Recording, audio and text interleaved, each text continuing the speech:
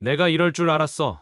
지훈이가 아는 사람이 있어서 조사를 부탁했는데 이것 좀 보세요. 아버지 재산 대부분이 매형한테 넘어갔어요. 이건 보나마나 매형이 꾸민 짓이에요. 아버지 정신이 온전치 않으셨으니 그걸 노려서 돈을 빼돌린 거라고요. 와, 매형, 그렇게 안 봤는데 진짜 대단하네요. 이거 누나도 아는 거겠죠? 설마 매형이 혼자서 그러진 않았을 거잖아요. 정우 말이 사실은 아니지? 사실 맞아요. 엄마, 아버님 재산이 저희 쪽으로 넘어온 건 사실이에요. 정말이야? 그럼 진짜 정우 말대로 자네가 사기를 친 건가? 엄마, 아니라고 믿고 싶지만 정우가 가져온 증거가 있어. 그 아이가 잘 아는 형사에게 부탁해서 구해온 거야. 그걸 보고도 아니라고 생각했는데 민서방이 이렇게 말하니 어쩌면 좋겠니? 정우는 고소한다고 난리야. 민서방 말이 사실이라면 고소당하기 전에 그 유산을 다시 나눠야 하는 게 아니니? 그럴 일은 없습니다. 이미 제 명의로 넘어온 건데요. 제 돈을 왜 나눠야 하죠? 사연을 듣고 난 후 각자의 의견을 댓글로 남겨주시기 바랍니다. 사소한 댓글이라도 사연자분에게 큰 힘이 될 수 있습니다. 각색될 수 있고 사연자분의 입장에서 구성될 수 있습니다. 윤정자 여사님은 70대 중반의 여성입니다. 그녀는 꽤 오랜 시간을 살아온 만큼 할 말도 많고 들은 것도 많은 그런 사람이었습니다. 그녀의 아들은 부부의 유일한 고민거리였습니다. 30대 중반에 본 늦둥이인 데다가 그녀와 남편의 제사를 치러줄 유일한 아들이었으니 기대가 클 수밖에 없었습니다. 그녀는 아들이 태어났을 때부터 그를 향한 애정이 각별했습니다. 늦둥이였던 만큼 윤정자 여사는 아들에게 모든 것을 다 해주고 싶어 했습니다. 필요한 물건은 무엇이든 마련해 주었고 아들이 원하는 것은 무리해서라도 들어주었습니다. 집안에서도 항상 아들에게 먼저 눈길을 주고 사소한 일에도 칭찬을 아끼지 않았습니다. 그럴 때면 아들은 환하게 웃으며 그녀의 품에 파고들었고 그녀는 그런 아들이 그저 사랑스럽기만 했습니다. 하지만 딸은 점차 이런 모습의 불편함을 느끼기 시작했습니다. 어릴 때는 그저 어리광이라고 여겼지만 시간이 지나면서 그녀는 엄마의 관심과 사랑이 모두 동생에게로 향하는 것처럼 느껴졌습니다. 딸은 동생에게 가는 관심을 자신에게도 조금은 나눠달라고 종종 어머니에게 속삭이듯 말하곤 했습니다. 그러나 윤정자 여사는 딸의 그런 마음을 이해하려고 하기보다는 오히려 질책하는 쪽에 가까웠습니다. 동생은 아직 어리잖아. 질투하고 그러면 못 써. 남동생인데 오히려 내가 더 챙겨줘야지. 왜 그렇게 욕심을 부리는 거니? 윤정자 여사의 이 같은 말은 딸의 가슴에 상처를 남겼습니다. 그녀는 억울한 마음에 눈물을 훔치며 어머니의 시선을 피했습니다. 하지만 이런 상황이 반복될수록 딸은 차츰 어머니의 애정을 구하는 것을 포기해 갔습니다. 그저 동생을 위한 자리에서 한 발짝 떨어져 지켜보는 게 익숙해진 것이었습니다. 그럼에도 윤정자 여사는 딸의 감정을 눈치채지 못한 듯 아들에게만 더욱 애정을 쏟아부었습니다.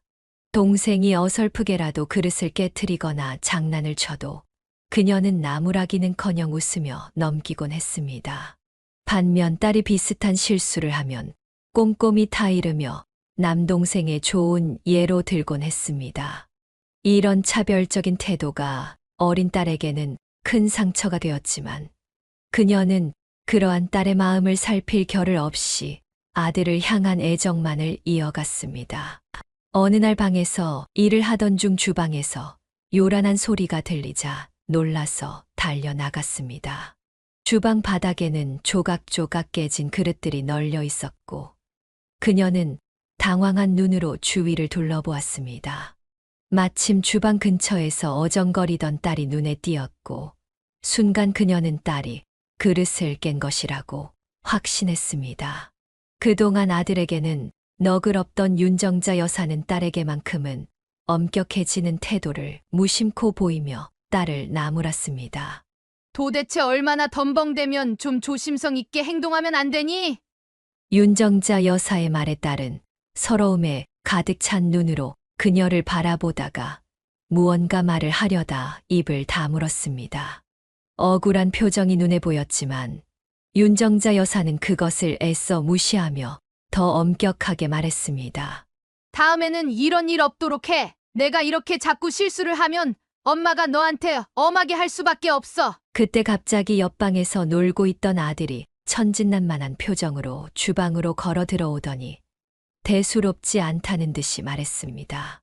엄마, 그거 내가 떨어뜨린 거야. 물 마시려고 하다가 그만 손에서 미끄러졌어. 그 말을 듣고 윤정자 여사는 마치 뭔가가 꽝 하고 내려앉는 것처럼 가슴이 먹먹해졌습니다. 순간 딸을 향해 날카롭게 쏘아붙였던 자신의 모습이 떠올랐고 딸이 얼마나 억울했을지 깨달은 그녀는 멍해진 채로 딸을 돌아보았습니다.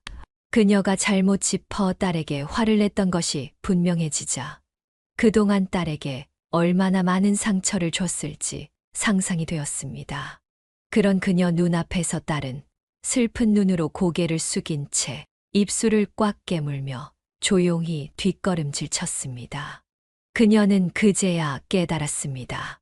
딸이 얼마나 힘들었고 얼마나 많은 억울함을 감내하며 자랐을지 생각하니 가슴이 찢어지는 듯한 아픔이 밀려왔습니다. 그동안 자신이 딸을 챙기지 않았던 것은 사실이었습니다. 늘 아들만 먼저 챙기고 아들만 바라보던 자신의 모습을 돌아보니 아들에게 치우친 마음이 딸에게 얼마나 큰 상처가 되었을지 이해가 갔습니다. 윤정자 여사는 그동안 미처 알지 못했던 딸의 마음을 비로소 느낄 수 있었습니다. 딸이 늘 서럽고 외로운 마음으로 자신을 바라보며 꾹 참고 지냈던 순간들. 딸이 혼자였을 때의 외로움이 가슴 깊이 와 닿았습니다. 순간 그녀의 입에서 미안하다는 말이 나왔습니다. 미안하다 엄마가 너한테 정말 미안하구나. 내가 경솔했어. 하지만 이미 딸은 상처받은 얼굴로 방으로 돌아가고 없었습니다. 윤정자 여사는 그제야 뼈저리게 뉘우쳤습니다. 딸이 어릴 적부터 사랑받고 싶어도 아들보다 덜 사랑받았던 서러움, 자신에게는 조금이라도 따뜻한 사랑이 필요한 딸을 오히려 매섭게 대했던 기억이 모두 떠올랐습니다. 딸이 원하는 것은 결코 대단한 게 아니었습니다. 그저 엄마의 따뜻한 관심과 사랑이었을 뿐이었습니다. 그런데도 윤정자 여사는 단지 아들이라는 이유로 아들만을 돌보고 딸에게는 그 애정을 나누어 주지 않았던 것입니다. 윤정자 여사는 자신이 그토록 아들을 사랑했던 이유를 이제야 돌아보게 되었습니다. 늦둥이로 낳은 아들이니만큼 더 챙기고 싶었던 마음이 컸고 그로 인해 자신이 자칫 공평함을 잃고 있었던 것입니다. 아들을 사랑하는 마음이 잘못된 것은 아니었지만 그 사랑이 딸에게는 상처로 다가왔다는 사실이 윤정자 여사의 가슴을 더욱 아프게 했습니다. 그제야 그녀는 깨달았습니다.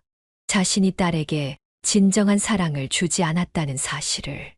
그날 이후 윤정자 여사는 딸을 챙기고 마음을 다해 사랑을 표현하기 위해 노력했습니다.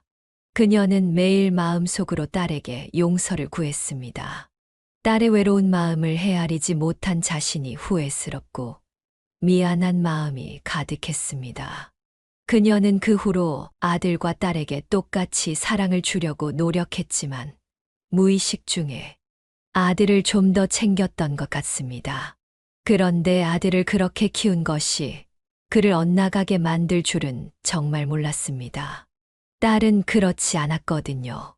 계집애가 남자아이보다 먼저 철이 난다는 말도 있듯이 딸은 아들과 너무 달랐습니다. 그녀는 딸에게 크게 바라는 것도 없었지만 딸은 언제나 부모에게 감사할 줄 아는 아이였습니다. 방학이 시작되는 날이면 상장을 가져와 그녀와 남편을 웃게 해주던 자랑스러운 딸이었습니다. 다른 부모들이 자식 이야기를 꺼낼 때면 가장 자랑할 게 많았던 딸이었습니다. 그래서 8년 뒤에 본 아들도 그럴 것이라 생각했습니다. 어차피 그녀의 뱃속에서 나온 아이니 크게 다를 바 없다고 여긴 것이었습니다. 하지만 그 생각이 큰 착각이었다는 것을 깨닫게 되었습니다. 똑같은 부모 밑에서 동등한 사랑을 받고 자라도 자식은 다를 수 있다는 걸 몰랐던 것입니다. 딸을 키울 때는 칭찬을 받으러 가는 곳이 학교였지만 아들의 경우에는 사과를 하러 가는 곳이 학교가 되어버렸습니다. 그래도 크면 나아지겠지 하는 기대를 놓지 않았습니다.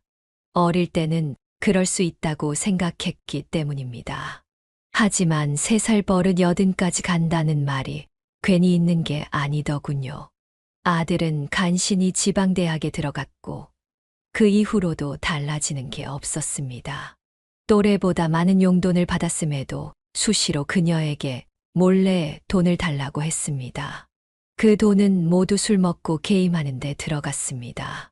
지금 생각해보면 그녀의 잘못이 크다는 생각이 들었습니다.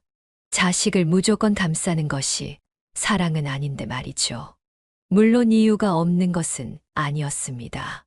남편은 엄격한 편이었습니다. 아무리 예쁜 아들이라도 잘못하면 크게 꾸짖었기 때문입니다. 딸은 그런 경험이 없었지만 아들은 야단 맞는 것이 일상이었습니다. 하루가 멀다 하고 야단을 맞는 아들을 보면 안타까울 수밖에 없었습니다. 그래서 그녀는 더 신경을 썼습니다. 하지만 그게 문제였습니다. 아들은 군대를 다녀오고 대학을 졸업한 후에도 예전과 다르지 않은 생활을 이어갔습니다. 취직을 해도 몇 달 버티지 못하고 회사를 그만두기 일쑤였습니다. 그래도 아쉬울 게 없으니 그랬던 것이겠죠. 부모가 부유하니 경제적으로 힘든 집안의 자식들처럼 월급을 받지 못한다고 해서 삶의 불편함을 느낄 필요가 없었으니까요. 자식이 취직하지 못해 기가 죽은 모습을 보는 것도 괴로운 일이라 그녀는 아들에게 카페를 차려주고 PC방도 마련해 주었습니다. 어떻게든 스스로 돈을 벌어 생활하길 바라며 차린 것이었지만 아들은 단 한 번도 그 기대에 부응하지 않았습니다. 그 사이 딸은 취직을 하고 시집을 가며 평범한 삶을 꾸려 나갔습니다. 딸이 데려온 사위가 참 좋은 사람입니다. 경상도 남자라 무뚝뚝한 면은 있지만 사람을 진심으로 대하는 그런 사람이었습니다. 가끔 불쑥 찾아와 남편이 좋아하는 술을 내밀기도 하고 때로는 윤정자 여사에게 꽃다발을 주기도 했습니다. 그러니 그가 예쁠 수밖에 없었지요. 오죽하면 아들이 사위의 반만 닮았으면 좋겠다고 했겠습니까? 사위는 무뚝뚝한 성격이었지만 그의 배려와 따뜻함은 작은 행동 하나하나에서 느껴졌습니다. 그는 일찍이 부모를 여의고 결혼 이후 그녀와 남편을 진심으로 부모처럼 따르며 매사 살뜰히 챙겼습니다. 겉으로는 차갑고 말이 적었지만 늘 필요한 순간에 그가 곁에 있어 준 덕에 두 부부는 사위의 속 깊은 마음을 잘 알고 있었습니다.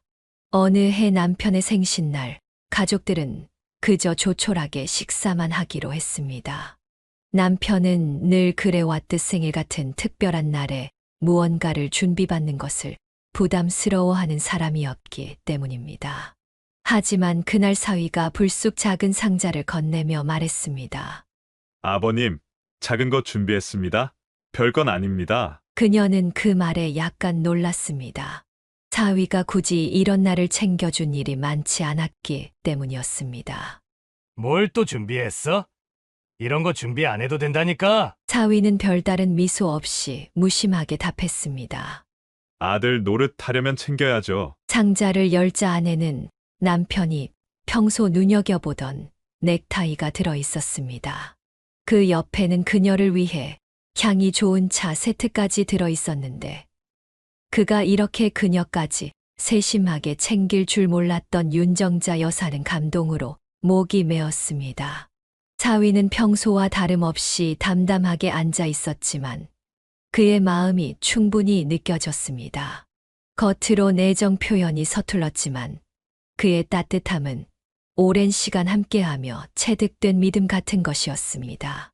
윤정자 여사의 집안에서는 작은 대소사도 꼼꼼히 챙기는 편이었고 아들처럼 사위도 그런 날을 빠뜨리지 않았습니다. 그녀는 시간이 갈수록 사위의 이런 무뚝뚝하면서도 따뜻한 면에 감사함을 느꼈습니다. 그는 단 한 번도 부모를 여의었다는 이유로 약해지거나 서글픈 내색을 하지 않았습니다. 오히려 묵묵히 그녀와 남편을 위해 할 수 있는 최선을 다하며 자신의 방식대로 그들에게 아들 같은 존재가 되어 주었습니다. 아들이 좀처럼 정착하지 못하는 사이에도 시간은 쉼 없이 흘렀습니다. 아들로 인한 고민은 여전했지만 큰 무리 없이 지내왔습니다. 그러던 중 가족 모두를 커다란 충격에 빠뜨린 사건이 일어났습니다. 남편의 몸에서 암이 발견된 것이었습니다. 방광암 2기, 그것이 남편에게 내려진 진단이었습니다. 나이도 있으니 잔병치레는 감수할 수 있었지만 암이라는 무서운 병이 생길 줄은 정말 몰랐습니다. 큰 슬픔에 빠진 가족과 달리 남편은 덤덤해 보였습니다. 다들 왜 그렇게 울상이야? 의사가 그랬잖아. 수술하고 치료 잘 받으면 얼마든지 건강을 회복할 수 있다고. 그녀의 딸도 의사인 지인에게 물어봤는지 말했습니다. 금방 좋아지실 거예요. 방광암 이기면 충분히 치료 가능하다고 하더라고요. 그녀는 그 말을 듣고 조금이나마 마음을 놓을 수 있었습니다. 그녀는 남편에게 물었습니다. 정말이지 정말 날 거지? 노력할 거지? 남편이 미소를 지으며 대답했습니다. 그래, 일어나야지 많이 도와줘. 하지만 걱정 말라는 말과는 달리 수술을 받고 항암 치료에 들어가면서 남편은 참 많이 힘들어 했습니다. 특히 항암 치료라는 것이 무섭기 그지없었습니다. 웬만해선 아픈 티를 내지 않던 남편조차 수시로 힘들어하는 내색을 할 정도였으니 말입니다. 그래도 남편은 잘 버텨주었습니다. 그녀를 비롯해 딸과 사위도 암에 좋다는 온갖 것들을 찾아다니며 남편에게 챙겨주었습니다. 그 와중에 아들은 참 무심하다 싶을 정도였습니다. 아버지가 아프건 말건 본인 할 일만 하고 다니는 모양이었습니다. 어느 날 아들은 말했습니다. 엄마, 나 내일부터 한 일주일 집에 안 들어와요. 그녀가 놀라 물었습니다. 왜? 어디 일 가니? 일은 아니고 여행, 보라카이 다녀올 거예요. 보라카이. 그게 어디인데? 필리핀요. 필리핀을 제주도쯤 생각하시면 돼요. 아버지 아프신데 꼭 지금 가야겠니? 이미 약속한 거라 어쩔 수 없어요. 그리고 아버지 돌아가신 것도 아닌데요. 매형도 그랬잖아요. 각자 할 일에 충실하라고. 틀린 말은 아니었습니다. 남편이 아프다고 해서 하던 일을 그만둘 이유는 없었습니다. 그래도 서운한 것은 사실이었습니다. 아들을 제외한 가족 모두가 남편을 신경 쓰고 수시로 챙기고 있었는데 아들은 아무것도 하지 않다시피 했기 때문입니다. 하다못해 따뜻한 말이라도 건넸다면 그랬을 텐데 이미 약속된 일정이라니 그녀는 그저 참기로 했습니다. 아들은 일하는데 필요한 정보를 얻으러 간다고 했습니다. 윤정자 여사는 보라카이가 어딘지도 모르고 그곳에 무엇이 있는지도 몰랐기에 그런가 보다 했지만 사실은 그렇지 않았습니다. 아들이 여행을 다녀온 후 우연히 그의 휴대폰에서 사진을 보게 되었습니다. 아들이 샤워하러 간 사이 휴대폰이 계속 울렸기 때문입니다. 한두 번이 아니라 10번 이상 알림음이 울리자 그녀는 그대로 두기가 어려웠습니다. 보라카이에 함께 다녀온 사람에게서 사진이 온 것이었습니다. 그런데 그 사진이 매우 민망했습니다. 관광지라 그럴 수 있다 생각했지만 수영복 차림의 여성이었고 아들과 젊은 여자가 해변에서 다정하게 사진을 찍고 있었습니다. 그 여자가 보낸 듯 했으며 사진 속 아들은 여자의 엉덩이나 가슴에 손을 얹고 있었습니다. 평범한 사이는 아닌 듯 했습니다. 그녀는 샤워를 마치고 나온 아들에게 휴대폰을 내밀며 물었습니다. 너, 이 아가씨랑 무슨 사이니? 이번 여행 같이 간 것 같던데. 그러자 아들이 벌컥 화를 내며 말했습니다. 엄마는 왜 남의 핸드폰을 마음대로 열어봐요?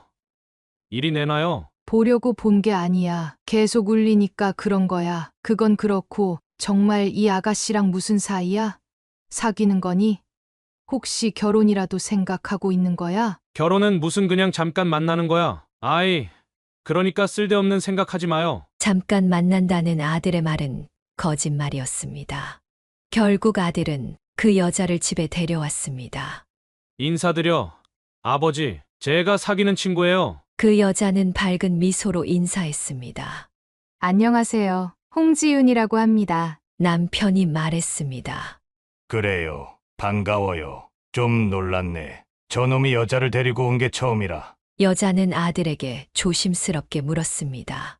지난번에 본 그 아가씨죠? 자기, 혹시 내 사진을 어머니께 보여드렸어요? 보여준 건 아니고 엄마가 그냥 봤어. 맞아. 엄마가 본 그 애야. 사진에서 본 것과 다른 느낌이었습니다. 단정하게 차려입고 오니 다른 사람 같았습니다. 그래도 그녀는 여전히 그 여자가 일반적인 아가씨 같지 않다고 느꼈습니다. 나중에야 그녀는 그 아이가 술집 같은 데서 일하는 사람이라는 사실을 알게 되었습니다. 얼마 후 아들이 말했습니다. 아버지, 저 오피스텔 하나 얻어서 독립하고 싶어요. 이 나이까지 부모님 밑에서 산다는 것도 좀 그렇고요. 남편이 물었습니다. 오피스텔이라니. 너 혼자 나가서 어떻게 먹고 살려고? 제가 애예요. 그리고 혼자 사는 게 아니라 얘랑 같이 지낼까 해서요. 괜찮죠? 남편이 깜짝 놀라 물었습니다. 같이 지낸다니 결혼한다는 뜻이냐? 아직 결혼은 아니고요. 일단 같이 살려고요. 결혼도 안 한 사이에 같이 산다니 망측하게. 그게 무슨 소리야? 너는 몰라도 저 아가씨한테는 신뢰가 되잖니. 아들이 차분히 답했습니다. 아이, 실례라니. 우린 그러기로 했어. 그러자 여자가 밝게 웃으며 말했습니다. 전 괜찮아요. 제가 정우 씨 많이 사랑해서요. 그 말을 들으며 그녀는 속으로 생각했습니다. 참 뻔뻔한 아가씨다. 진짜 사랑하는 건지는 그 아이만 아는 일이었겠지만 이후에 일어난 일을 보면 그녀가 사랑한 건 아들이 아니라 우리 집 재산이었을 겁니다. 그녀가 펄쩍 뛰는 것과는 달리 남편은 조금 고민하는 눈치였습니다. 요새는 동거 후에 결혼하는 경우도 많으니 뭐 안 될 건 없지만 그래. 오피스텔 얻을 돈은 있는 거니? 아들이 대답했습니다. 제가 좀 모아놓긴 했는데, 요새 집값이 너무 많이 올라서요. 그래서 말인데요. 혹시 조금만 지원해 주시면 안 될까요? 설마 했는데 역시나였습니다. 그녀는 거절해야 한다고 생각했지만 남편은 조금 더 생각해 보자고 했습니다. 아들이 여자를 바래다 주고 나간 뒤 윤정자 여사는 남편에게 물었습니다. 진짜 독립하게 둘 거야? 결혼도 아니고 동거라잖아. 남편은 담담하게 말했습니다. 이제 정우 말대로 나이도 있고 아니 또 자기가 책임져야 할 사람이 생기면 저놈도 좀 정신 차리지 않을까? 알잖아. 내 몸이 어떤지 당장 무슨 일이 있는 건 아니지만 언제 잘못돼도 이상할 것도 아니고 내가 떠나기 전에 저놈이 정신 차리고 자리 잡는 건 보고 싶은 마음도 있고. 그녀 여사는 목소리를 높였습니다. 말도 안 되는 소리 하지 마. 당신이 잘못되게 뭘 잘못돼. 다시 그런 소리 하면 나 정말 화낼 거야. 남편은 부드럽게 사과했습니다. 그래. 미안해. 아무튼 정우가 이번 일을 계기로 정신을 차릴 수 있을 것 같아서 그러지. 결혼이 아니라는 게 좀 걸리긴 하지만 뭐 일단은 살게 하는 것도 방법이지 않을까? 당신 말대로 그렇게 된다면 좋겠지. 하지만 저놈이 그간한 짓이 있는데, 그리고 지난번에 가져간 돈도 적지 않은데, 또 돈을 달라는 것도 그렇잖아. 당신이 그때 한 말 기억 안 나? 이번이 마지막이라고 했잖아. 근데 그때는 내가 아프기 전이니까. 몸이 아프니까 이런저런 생각이 많아지네. 당신이 정말 내키지 않으면 어쩔 수 없지만 한번 믿어주는 건 어떨까? 그녀는 그제야 남편의 마음을 헤아릴 수 있었습니다. 겉으로는 괜찮다고 해온 남편이 사실은 불안과 두려움을 안고 있었던 것이 분명했습니다. 언제 자신이 잘못될지 모른다는 생각에 아들이 독립해 자리 잡기를 바랐던 것입니다. 그렇게 말하니 그녀도 더 이상 반대할 수 없었습니다.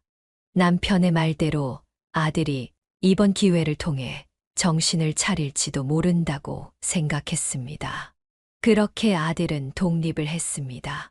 하지만 과정에서 실망을 많이 했습니다. 아들은 오피스텔을 구할 돈 대부분을 자기 힘으로 준비할 것처럼 말했지만 실제로는 거의 90%에 가까운 돈을 남편에게서 가져갔습니다. 돈이 아까워서가 아니라 언제까지고 그들이 뒤를 받쳐줄 수는 없다는 생각에 걱정이 들었던 것입니다. 그러고 나갔으면 잘 살아야 할 텐데. 그러나 아들은 여전히 정신을 차리지 못했습니다. 어느 날 아들이 돈에 눈이 멀어 도박을 하러 갔다가 경찰에 잡혀 들어간 것입니다. 너무 놀라 말도 제대로 나오지 않았습니다. 그 소식을 들은 딸이 난리를 치며 말했습니다. 아빠, 이번엔 절대로 도와주면 안 돼요. 마음은 아프겠지만 단단히 혼이 나야 한다니까요. 호기심에 한번 해본 거라잖니. 호기심에 도박이라니 말이 돼요? 그리고 그 여자도 그래요. 그러면 말려야지. 같이 그런 데를 가다니 말이 되나요? 초범이었고 동종 전과도 없어서 간신히 풀려나게 되었지만 그녀는 아들에게 마음에 큰 상처를 입었습니다. 아이고, 정말 죄송해요. 그냥 호기심에 해본 건데. 그녀는 단호하게 말했습니다. 정우야, 너도 알겠지만 이제 아버지 얼마 남지 않았다. 너 끝까지 아버지 실망만 시킬 거니? 제발 정신 좀 차려라. 아들이 풀려나고 나서 그녀를 찾아왔지만 이번에는 그 여자조차 오지 않았습니다. 윤정자 여사는 지쳐서 말했습니다. 너 계속 이럴 거면 그냥 연을 끊자. 너 때문에 심장이 못 버티겠어. 미안, 이제 진짜 안 이럴 거야. 이번 한 번만 믿어줘. 윤정자 여사는 쓴웃음을 지으며 대답했습니다. 한 번만 믿어달라고? 그 말을 몇 번이나 들은 줄 아니? 나도 나지만 내 아버지는 무슨 죄가 있어서 이러는 거냐고. 아버지 건강 안 좋은 거 뻔히 아는 내가 고민거리나 안겨주는 게 말이 된다고 생각하니? 나 진짜 이제 너 안 보고 싶다. 아들은 격양된 목소리로 되받아쳤습니다. 엄마는 무슨 말을 그렇게 해? 겨우 한 번 실수한 건데 부모 자식 관계가 끊고 싶다고 끊어지는 거야? 그녀는 일부러 더 독하게 말을 했습니다. 안 그래도 남편이 힘든 상황에서 아들 문제로 괴로워하는 모습을 더 보고 싶지 않았기 때문입니다. 남편은 그 이후로 더 이상 말을 하지 않았습니다. 정말 많이 실망한 눈치였습니다. 아마 그때부터 남편이 마음속으로 계획을 세우고 있었던 듯 했습니다. 자신이 살아있는 동안은 어떻게든 아들을 통제할 수 있겠지만 떠나면 아들을 제어할 방법이 없다는 것을 알고 있었던 것입니다. 결국 그 모든 것은 남겨질 그녀를 위한 선택이었습니다. 그런 남편을 생각하니 윤정자 여사는 더욱 고맙고 안쓰러웠습니다. 그 일 이후 거의 반년 동안 아들과 연락을 끊다시피 했습니다. 무소식이 희소식이길 바라며 하지만 시간이 흐르자 또 보고 싶고 걱정이 되는 것이 자식이었습니다. 그녀는 아들이 좋아하는 반찬 몇 가지를 준비해 그가 사는 집을 찾아갔습니다. 미리 연락하지 않은 게 문제였을까요? 아들의 집에는 아무도 없었습니다. 어쩔 수 없이 반찬을 문 앞에 놓고 돌아서려는 순간 누군가 요란하게 전화를 하며 들어오고 있었습니다. 아들과 함께 산다는 그 여자였습니다. 그녀는 아는 체를 하려 했지만 여자는 전화를 받느라 정신이 팔린 탓인지 그녀를 보지 못하고 지나쳤습니다. 처음에는 일부러 모르는 체 하는 거라 생각했습니다. 첫 인사 왔을 때도 봤고, 이후에도 몇 번 마주친 적이 있었으니까요. 하지만 여자가 정말 윤정자 여사를 몰라보는 것이 분명했습니다. 그렇지 않고서야 눈앞에서 그렇게 당당하게 전화를 할 리가 없었을 테니까요. 그녀는 아들 여자친구가 걸어오는 통화 내용을 들으며 크게 충격을 받았습니다. 내 말이 지 말로는 금방 유산 받을 것처럼 말해서 내가 이러고 있는 건데 지금 보니까 나보다 오래 살겠던데? 뭐라고? 그래, 일단은 더 기다리려고. 지금껏 같이 산 게 아깝잖아. 돈만 받으면 그때는 알면서 뭘 물어봐. 야, 전화 끊어. 집에 다 왔어. 얼른 들어가야 돼. 렌즈가 빠져서 눈에 보이는 게 없다고. 얼른 들어가서 안경 써야 돼. 아들 여자친구가 전화를 끊고 집으로 들어가는 것을 보며 그녀는 마음이 무거워졌습니다. 그동안 아들 집에 몇 번 다녀가면서 모르는 채 하나 했던 행동들이 사실은 렌즈가 빠져서 자신을 못 알아본 것이었음을 깨달았지만 전화를 통해 들은 말은 충격적이었습니다. 그리고 그녀가 싸온 반찬을 문 앞에서 냄새 난다며 불평하더니 그대로 두고 들어가는 모습에 참을 수 없는 분노가 일었습니다. 시어머니가 정성스럽게 만든 반찬을 아무렇지 않게 내팽개치는 모습을 보니 아들이 그 여자와 정말로 결혼이라도 할까 두려워졌습니다. 집에 돌아와 남편에게 이 사실을 이야기했습니다. 정말로 그 애가 그런 말을 했다고? 그렇다니까요. 나인 줄도 모르고 전화로 그런 말들을 했어요. 내가 얼마나 놀랐는지 몰라요. 처음 봤을 때부터 좀 이상하긴 했어. 당신한테는 말 안 했지만 평범한 아이 같지는 않다고 생각했거든요. 정우한테 당장 말해줘야겠지. 그래야겠지. 그런데 정우가 믿을까? 우리랑 다투고 나갔으니 괜히 없는 이야기 지어낸다고 생각할 수도 있어. 그럼 너 사이만 나빠질 거야. 그렇다고 그냥 둘 수는 없잖아요. 내 아들을 이용하는 게 뻔한데. 일단 당신은 가만히 있어. 내가 정우에게 말해볼게. 남편의 예상은 정확했습니다. 그는 아들을 불러 여자친구의 속셈을 설명했지만 아들은 믿으려 하지 않았습니다. 아버지, 지금 무슨 말씀을 하시는 거예요? 지윤이가 그런 말을 했다고요? 그걸 아버지가 직접 들었어요? 그럴 리가 없잖아요. 내 엄마가 반찬 가져다 주려고 너희 집에 갔다가 그 애가 통화하는 걸 들었다더구나. 반찬이요? 집에 그런 거 없던데 도대체 왜 그러세요? 제가 잘못한 건 맞지만 그렇다고 이런 말도 안 되는 거짓말까지 하실 필요는 없잖아요. 그냥 제가 지윤이랑 갈라서라고 말하시는 게 낫죠. 지윤이가 저를 얼마나 사랑하는데요. 제가 돈 없을 때 생활비까지 다 내준 사람이 지윤이에요. 정말 돈이 목적이었다면 벌써 저와 갈라섰을 거예요. 남편이 답했습니다. 진짜 들었다니까. 그 애가 렌즈가 빠져서 앞에 있는 사람도 못 알아볼 정도라고 했어. 내 엄마도 그걸 다 들었다고 아들이 마지못해 인정하듯 말했습니다. 그건 맞아요. 엄마가 잘못 들은 걸 수도 있고 엄마가 먼저 하는 척 했을 수도 있잖아요. 엄마, 진짜 왜 그러세요? 저 갈게요. 이런 말씀하시려면 저 부르지 마세요. 그녀는 아들의 태도에 실망이 가득 찼습니다. 콩깍지가 씌인 것인지 부모의 말을 믿으려 하지 않는 아들의 모습에서 더 이상 자신과 남편보다 여자가 더 중요해졌다는 걸 느낄 수 있었습니다. 그렇게 아들과는 점점 멀어졌고 그 빈자리는 자연스럽게 사위가 채우기 시작했습니다.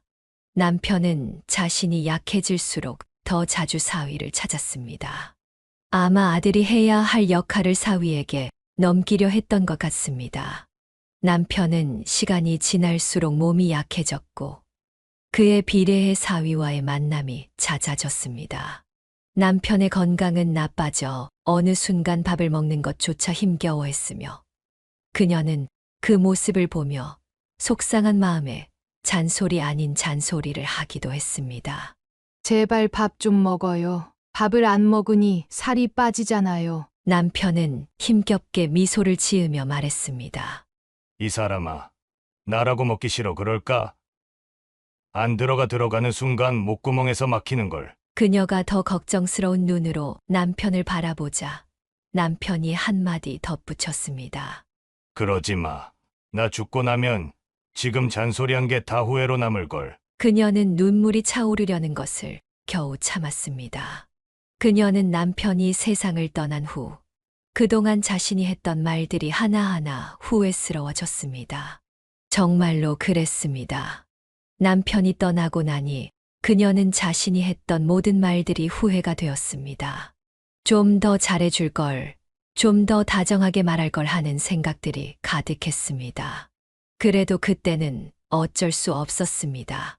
남편이 하루 종일 아무것도 먹지 않으니 화를 내고 잔소리를 해서라도 삼키게 하고 싶은 마음뿐이었기 때문입니다. 설령 나중에 후회할지라도 그때는 그래야만 했습니다. 딸은 차분하게 말했습니다. 엄마, 마음 단단히 먹어야 돼요. 아빠, 이젠 진짜 얼마 안 남으셨어요. 의사가 마음의 준비를 하는 게 좋다고 하더라고요. 정우는 요즘 아예 연락 없죠? 괘씸하긴 해도 그래도 아들이잖아요. 정우한테는 제가 연락할게요. 아빠 가시기 전에. 딸이 연락하지 않았다면 그녀라도 했을 테니 딱히 대답할 말이 없었습니다.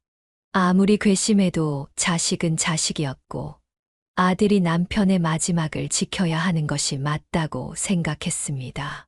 그렇게 오랜만에 아들이 집을 찾았습니다. 아버지, 몸이 왜 이래요? 1년 만에 보는 아들이었습니다. 어떻게 살고 있었는지 알 수는 없었지만 크게 나빠 보이진 않았습니다. 함께 산다는 그 여자도 따라왔습니다. 아버님, 저도 왔어요. 빨리 쾌차하세요. 지난번 그 일이 떠올라 상대하기도 싫었지만 그래도 남편을 보러 온 사람을 내칠 수는 없었습니다. 그날 이후 아들과 며느리는 수시로 집을 찾아왔습니다. 남편이 떠날 날이 가까운 것을 느꼈기 때문일 것입니다. 하지만 그녀는 의심하지 않을 수 없었습니다.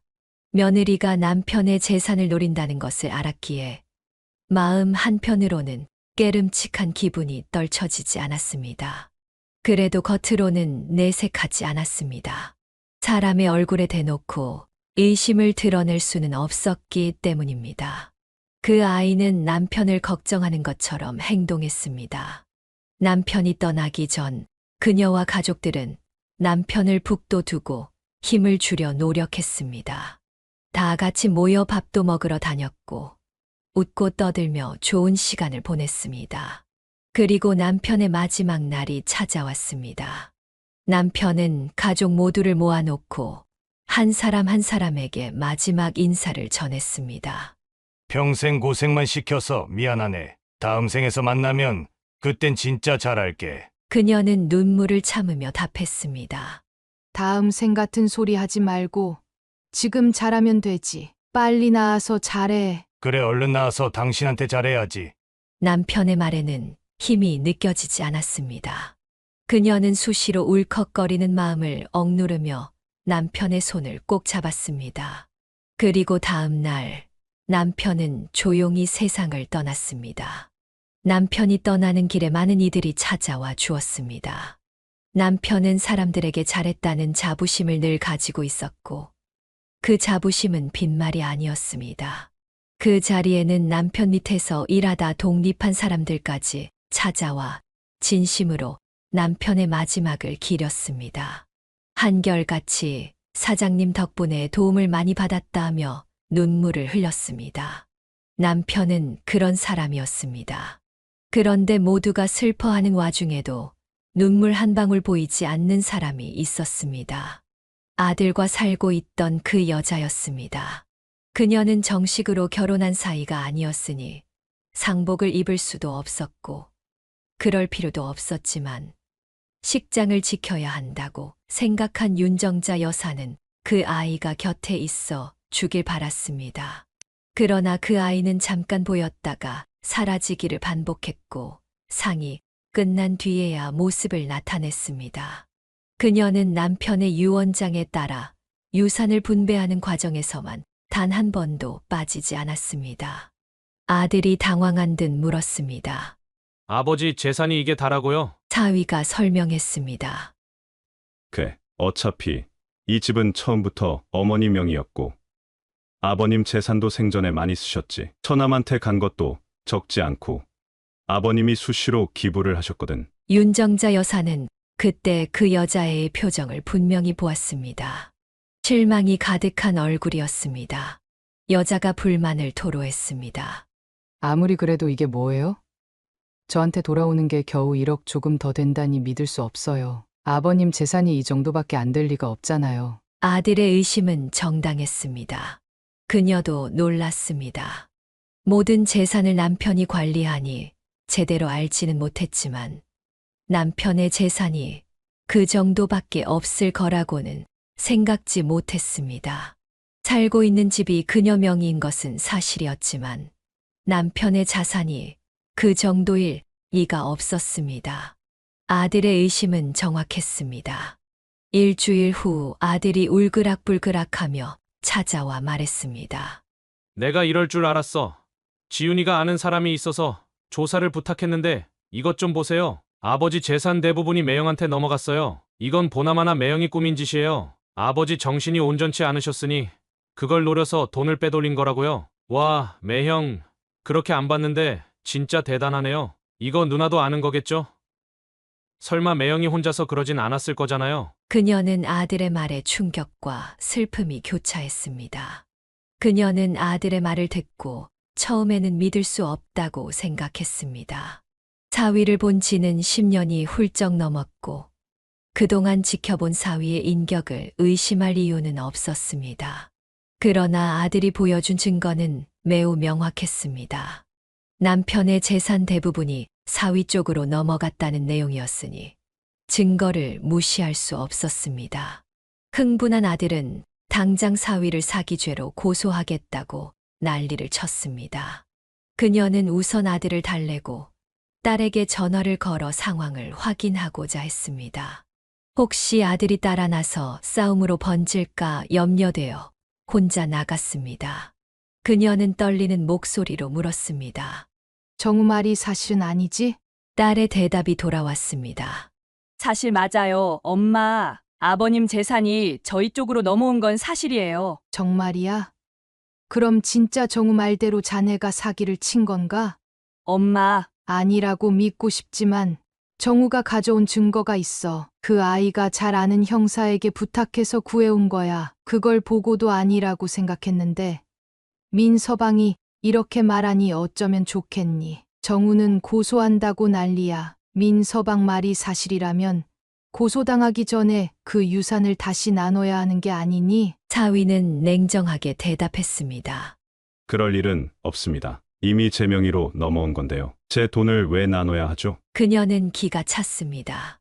사람의 속은 모른다고들 하지만 사위가 이럴 줄은 상상도 못했습니다. 돈이 얼마나 무서운 것인지 절감하는 순간이었습니다. 그녀는 몇 번이나 더 설득해보려 했지만 사위의 태도는 변함이 없었고 딸도 사위의 편을 들었습니다. 그저 무력하게 손을 놓고 있을 수밖에 없었습니다. 아들은 고소를 강행하며 씁쓸하게 말했습니다.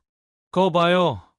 제 말이 맞잖아요. 그래서 제가 고소하자고 했잖아요. 엄마가 매번 매형이랑 누나 편만 들어주셨지만요. 아, 진짜 무서운 사람들이네요. 얌전한 고양이가 더 무섭다니까요. 증거도 확실하니 고소해서 바로잡는 수밖에 없어요. 그녀는 조용히 아들을 타일렀습니다.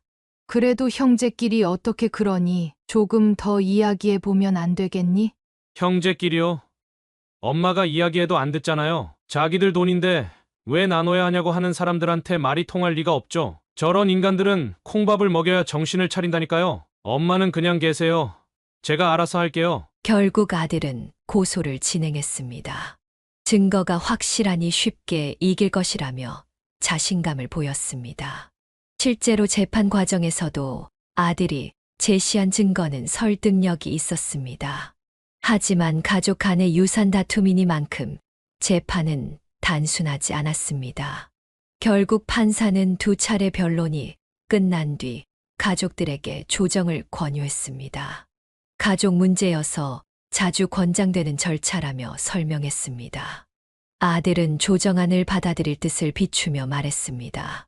저희도 끝까지 가는 걸 원하진 않아요. 매형이 돈만 돌려준다면 더 싸울 필요 없죠. 그동안 잘한 것도 있으니 좋게 끝내고 싶어요. 그런데 매형이 끝까지 버틴다면 저도 어쩔 수 없어요. 재산을 갈취한 사위라는 이름으로 신문에 실리고 싶다면 그렇게 되겠죠. 사위 쪽에서도 조정 신청을 했고 그녀는 아들과 입을 맞췄습니다.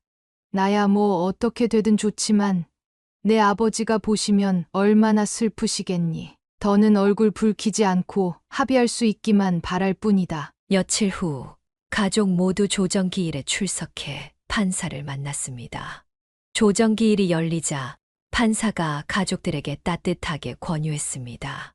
피고 측 변호인이 조정을 요청하여 절차를 시작합니다. 조정 전에 제가 한마디 하겠습니다. 유산 때문에 가족 간의 다툼이 일어나는 경우를 왕왕 보지만 사실 이런 다툼이 바람직하진 않다고 생각해요. 돈이 중요한 것은 맞지만 가족보다 중요한 건 아니니까요. 부디 오늘 이 자리에서 현명한 합의를 이루시고 다시 예전처럼 화목하게 지내시길 바랍니다. 그럼 시작해 볼까요?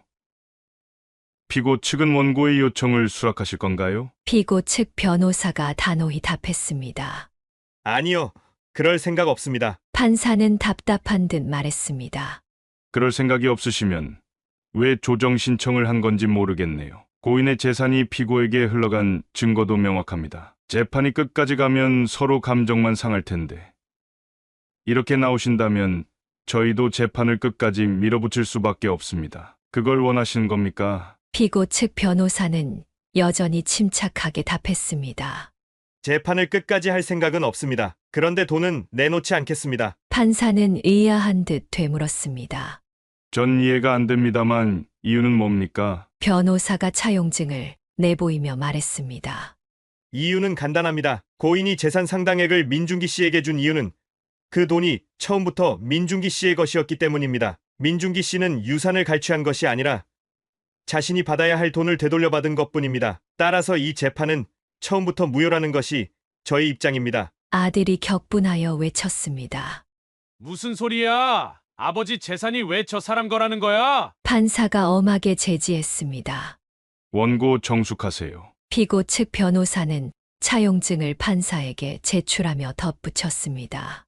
이걸 봐주십시오. 고인께서 민중기 씨에게 돈을 빌렸다는 증거입니다. 그 돈은 고인이 주기 전 변제한 것이고요. 갑작스러운 차용증 제출의 법정은 술렁였습니다. 만약 이 차용증이 사실이라면 사위가 돈을 반환할 이유는 없었습니다. 원고 측 변호사도 놀란 듯 되물었습니다. 차용증이라니 그런 게 있을 리가 판사님. 이런 게 있었다면 진작 제출해야 하는 것 아닙니까? 그렇다면 재판이 열릴 이유조차 없었으니까요. 이 차용증은 조작됐을 가능성이 있습니다. 판사는 의심스러운 듯 고개를 끄덕였습니다. 왜 이제야 이걸 제출한 겁니까? 두 번의 변론 기회도 있었는데 말입니다. 사위가 차분하게 답했습니다. 제가 말씀드려도 될까요? 사실 이런 자리를 원하지 않았습니다. 아버님이 아시면 정말 실망하실 테니까요. 그래서 고민을 많이 했습니다. 가능한 한 법적 다툼 없이 유산 상속 절차를 마치고 싶었고요. 처남이 끝까지 소송을 한다기에 그럼에도 좋게 해결하고 싶었지만 결국 포기할 수밖에 없었습니다. 방금 원고 측 변호사께서 조작 가능성을 언급하셨지만 그런 일은 없습니다. 서명은 분명히 아버님 것이고 공증까지 거친 문서입니다. 바로 확인해 드릴 수 있습니다. 판사가 고개를 끄덕이며 말했습니다. 공중 사실을 확인할 수 있다면 이 재판은 더 의미가 없게 됩니다. 원고 측 변호사도 이해 없으시죠? 아들이 격앙된 목소리로 변호사에게 외쳤습니다. 이봐요. 이러면 어떻게 해요? 저 차용증이 가짜라는 걸 밝혀야죠. 그런 거 하라고 비싼 돈 준 거 아닙니까? 변호사는 고개를 숙이며 말했습니다. 죄송합니다. 하지만 저 차용증이 공증된 것이라면 진짜라는 뜻입니다. 피고는 받아야 할 돈을 받은 것이니 이 사안에서 다툴 수 없습니다. 아들은 화를 내며 외쳤습니다. 공증이 뭐고 다 필요 없어. 저거 저 사람이 조작한 거 맞다니까. 우리 아버지가 사위한테 돈을 빌릴 리가 없다고. 판사는 다시 아들을 제지하며 그녀에게 물었습니다. 모친께서 혹시 알고 계신 게 있으신가요? 고인과 사이가 좋으셨다니. 그런 이야기를 들으셨을 수도 있을 것 같아서요. 그 순간 아들과 그 여자 친구의 눈이 반짝였습니다. 마치 마지막 희망을 거는 듯한 눈치였습니다. 윤정자 여사는 고개를 끄덕이며 답했습니다. 맞아요. 그이가 사업이 어려워서 사위에게 돈을 빌렸다고 했습니다. 공증이 뭔진 몰라도 저한테 그런 말을 한 적이 있습니다. 그 말을 듣고 아들과 그 여자친구는 충격에 빠진 듯 했습니다. 윤정자 여사가 사위 편을 들 줄은 예상하지 못했을 테니까요. 정확한 액수는 모르지만 그이가 사업이 힘들어서 자주 사위를 찾았다고 했습니다. 성격이 깔끔한 사람이었으니 죽기 전에 정리했을 거라 생각했지만 저놈들이 나한테 말을 안 해줘서 저도 미처 몰랐던 것 같습니다. 판사는 차분하게 마무리했습니다. 이쯤 되면 더 볼 것도 없겠네요. 공중 사실이 확인되면 재판은 여기서 마무리하겠습니다. 양측 모두 이해 없으시죠? 아들과 그 여자친구를 제외한 모든 이들이 동의했습니다. 두 사람이 아무리 소란을 피워도 법적으로 분명한 상황이었기에 그럴 수밖에 없었습니다. 결국 공증 사실이 확인되었고 재판은 종료되었습니다. 이는 아들이 더 이상 받아갈 유산이 없다는 의미였습니다. 그 일이 있고 나서 아들은 윤정자 여사를 원망하기 시작했습니다. 아무리 사실이라도 그런 말을 했으면 안 됐잖아요. 엄마 때문에 내가 받아야 할 걸 놓쳤단 말이에요. 윤정자 여사는 아들의 말에 깊이 실망했습니다. 결국 아들은 자신이 그런 처지에 처한 이유조차 모르고 있었던 것입니다. 그녀는 남편과 사위가 꾸며낸 자작극의 진상을 알고 난 후 속이 복잡했습니다. 하지만 딸과 사위는 오히려 그녀에게 미안한 마음을 전했습니다. 엄마, 미안해요. 엄마한테 힘든 일 부탁드려서. 윤정자 여사는 고개를 저으며 말했습니다. 아니다. 내 아버지 말대로라면 그 돈을 정우한테 줘봤자 흥청망청 다 쓸 게 뻔한데 내 아버지가 그 몸으로 그런 고민을 하게 만든 게 내가 더 미안한 걸. 오히려 미안하다. 너희가 법정에서 수고를 하게 만들었구나. 사위가 담담히 답했습니다. 아닙니다, 어머니. 이렇게 해서라도 처남이 정신 차릴 수 있는 계기를 만든다면 저희가 겪는 번거로움이야 아무것도 아니죠. 그런데 이번 일로 처남이 어머니를 원망할 텐데 괜찮으시겠어요? 나는 괜찮아. 원망도 욕도 괜찮아. 저놈이 정신 차릴 수만 있다면 그것보다 더한 일이라도 겪을 수 있어. 사실 윤정자 여사는 남편의 계획을 이미 알고 있었습니다. 남편이 그 계획을 세운 이유는 아들 때문이었습니다. 남편은 아들이 남의 눈치도 보지 않고 돈에만 집착하는 모습, 그리고 그에게 빌부터 재산을 탐내는 여자를 보며 깊은 고민 끝에 자작극을 꾸몄던 것입니다. 남편이 유산을 남기지 않겠다고 선언한들 아들이 받아들이지 않을 경우 법적으로 유류분 제도에 따라 일정 부분은 아들에게 돌아가야 한다는 사실을 알게 된 남편은 결국 사위에게 돈을 빌린 것으로 처리해 유산 자체가 아들에게 남지 않도록 했던 것입니다. 그리하여 사위에게 준 돈은 유산으로 볼 수 없는 방식으로 정리한 것이었습니다. 딸이 윤정자 여사를 안심시켰습니다. 걱정 마세요. 엄마, 아빠가 변호사를 통해 모든 걸 잘 처리해 두셨으니까요. 그리고 차용증 말고도 증거가 있으니 정우가 다시 달려들어도 아무 소용 없을 거예요. 사위가 차분히 말했습니다. 이 돈은 일단 제가 잘 보관하겠습니다. 언제가 될지 모르지만 처남이 정말 정신 차렸다고 생각되면 그때 주도록 하죠. 윤정자 여사는 고개를 저으며 답했습니다. 안 그래도 돼. 그간 너희들 아버지 모시느라 고생한 것만도 고마워. 난 이미 남편이 남긴 돈으로 충분해. 집도 있고 나야 뭐 크게 돈이 필요한 것도 없으니. 딸이 웃으며 말했습니다. 엄마, 너무 걱정 마세요. 정우도 언젠가 정신 차리겠죠. 그때는 저 돈으로 제대로 살 수 있을 거예요. 그때까지만 조금 힘들더라도 비밀은 꼭 지켜주세요. 아들에겐 미안했지만 남편을 생각하며 반드시 비밀을 지키기로 결심했습니다. 그러나 아들은 좀처럼 달라질 생각을 하지 않았고 그 일 이후로 그녀를 원망하며 발길을 끊었습니다. 2달이 흘렀고 어느 날 밤, 그녀가 잠자리에 들 무렵 아들에게서 전화가 왔습니다. 이미 자정이 넘은 시간이었고, 아들은 잔뜩 술에 취한 목소리였습니다. 엄마 때문이야. 나 이제 망했어. 나 어떡하냐고. 그녀는 아들의 상태가 걱정스러워 위치를 물었고 아들을 데리러 나갔습니다. 허름한 포장마차에서 혼자 술병 4개를 비운 아들은 몹시 취해 있었습니다. 그녀는 주인에게 술값을 지불하고 아들을 집으로 데려왔습니다. 아들은 여전히 횡설수설했지만 일단 재우기로 했습니다. 궁금한 것은 많았지만 그가 정신을 차린 후에나 물을 일이었습니다.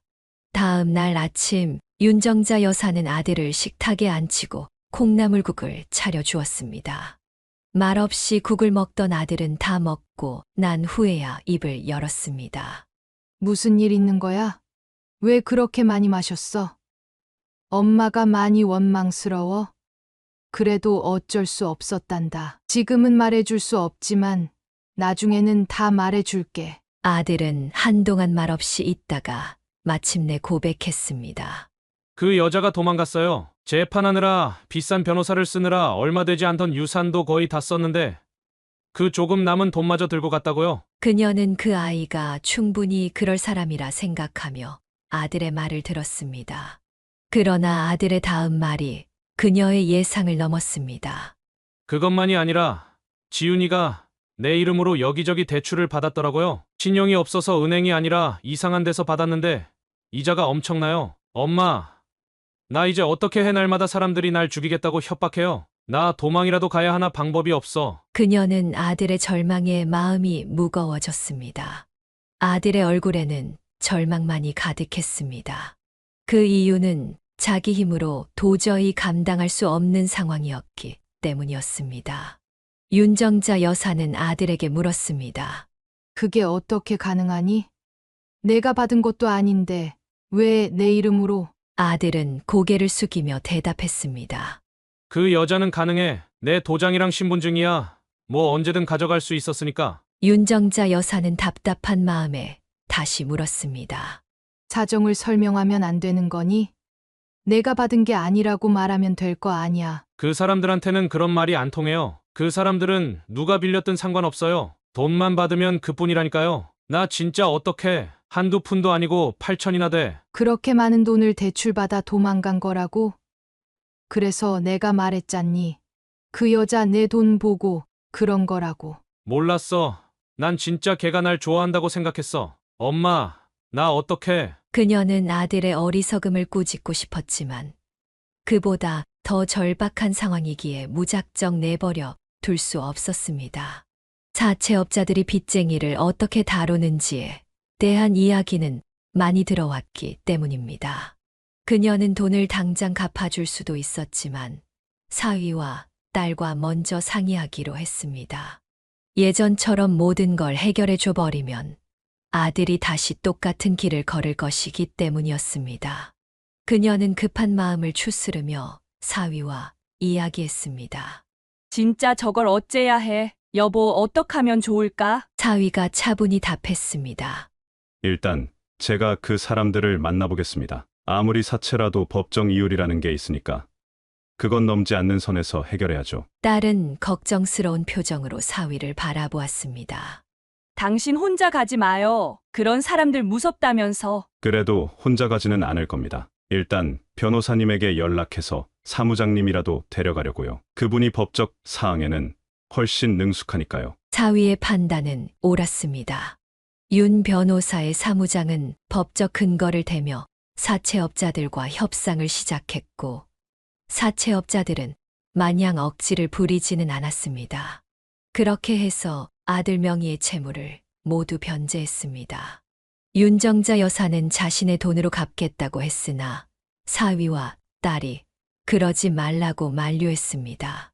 그 돈은 그녀의 생활비로 써야 한다며 남편의 유산에서 처리하기로 했습니다. 하지만 이 사실은 아들에게 알리지 않았습니다. 사위는 아들에게 말했습니다. 일단 내 돈으로 다 처리하긴 했어. 아들은 부끄러운 표정으로 말했습니다. 감사해요, 매형. 그리고 죄송해요. 제가 정말 잘못했어요. 그러나 딸은 단호하게 말했습니다. 그거 그냥 갚아준 거 아니야. 당연히 다 돌려받을 거야. 처남이 당장 돈이 없으니 급한 불은 꺼준 거지. 내가 아는 무역하는 분이 계시는데 거기서 일하도록 했어. 너도 경영학과 나왔으니 기본은 알겠지? 아들은 고개를 끄덕였습니다. 잘해야 해. 너 또 엉망으로 하면 결국 내 매형 얼굴에 먹칠하는 거야. 그분은 매형에게 스승님 같은 분이시니 너도 알아서 잘해. 알겠어? 알았어. 고마워. 딸은 아들을 바라보며 말했습니다. 고맙기는 엄마한테나 잘해. 다 큰 아들 뒷바라지할 신세니 엄마만 고생하시잖아. 그날 이후 아들은 생전 처음으로 제대로 된 일을 시작했습니다. 처음이라 익숙지 않아 힘들어했지만 다행히 중도에 그만두지 않았습니다. 게다가 일이 재미있어 보였는지 일을 배우며 자신도 언젠가 무역 사업을 하고 싶다는 말을 할 정도였습니다. 윤정자 여사는 남편의 뜻이 통할 것 같아 한편으로 안도했습니다. 하지만 방심할 수는 없다는 것도 잘 알았습니다. 남편의 사진을 바라보며 매일 속삭이는 게 그녀의 일과가 되었습니다. 여보, 이번엔 우리 아들이 진짜 정신 차리게 도와줘야 돼. 당신이 고생해서 마련한 마지막 작품이 허사가 되지 않게 말이야. 제발 이번에는. 다행히 지금까지는 남편이 그녀의 바람에 응해주고 있는 듯 했습니다. 윤정자 여사는 남편의 마지막 바람이 성공하기를 간절히 기도하며 이야기를 마무리했습니다. 여기까지가 윤정자 여사님의 사연입니다. 아들이 정신을 차려 다행입니다. 사연을 듣고 댓글을 남겨주시기 바랍니다. 사소한 의견일지라도 사연자분에게는 큰 힘이 됩니다. 노골적인 악성 댓글은 사연자분에게 상처가 될 수 있으니 삼가주시기 바랍니다.